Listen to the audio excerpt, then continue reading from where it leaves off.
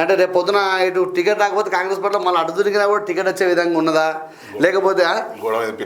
అంతే కదా అది మన తెలంగాణ అదే అంటాం అట్లా ఉండరా అని చెప్పి సీఎం రేవంత్ రెడ్డి గారు మాట మాట్లాడి వార్త కథనం వచ్చిందని మీరు గమనించండి ఇక్కడ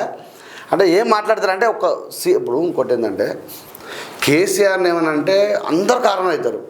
కేటీఆర్ ఏమైనా ఇక వాళ్ళ చుట్టూన్న ఇక ఇక ఇక ఏమంటాం కానీ ఇక వాళ్ళ రాజు అయితే వాళ్ళ బట్టలు అంటాం కదా అందరూ ఒక్కసారి ఆ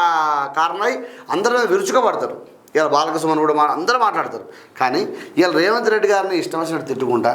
ఇష్టం వచ్చినట్టు మాట్లాడితే కనీసం ఎమ్మెల్యేల దగ్గర నుంచి స్పందన కరువైంది మంత్రుల దగ్గర నుంచి స్పందన కరువైంది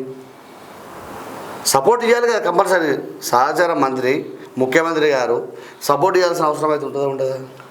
అంతే కదా కాంగ్రెస్ పార్టీకి బీఆర్ఎస్ పార్టీకి ఉన్న తేడా అదే అక్కడ ఇదే కనబడుతుంది ప్రజలలో ఇప్పటికి కూడా ఏంటంటే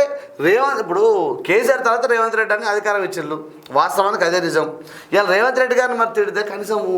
గట్టిగా ప్రెస్ మీట్ 10 మంది కూర్చొని ఏం మాట్లాడుతానో పాయింట్ టు పాయింట్ మీరు చేసేది గిరి అని చెప్పి గట్టిగా మాట్లాడే వాళ్ళు కనబడతలేరు కదా మీరు గమనించవచ్చు అనే కదా ఇక్కడ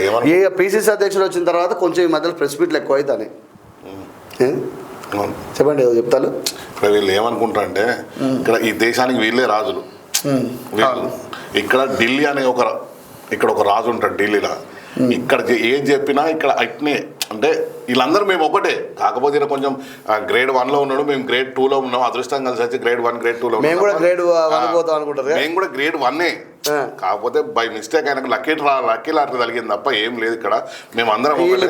అయితే వాళ్ళు అదే అనుకుంటారు అదే ఆయనకు ఒక లక్కీ లాటరీ తగిలింది తప్ప అక్కడ ఏం లేదు లేకపోతే నేను సీఎం క్యాండిడేట్ని తప్ప ఇక్కడ ఏమీ లేదనే భావన తప్ప ఇక్కడ ఏముండదు ఇక్కడ ఏంటంటే అందరూ మేమే మమ్మల్ని మా వాళ్ళ ఒక్కరిని తిడితే మేము ఊకోము మరే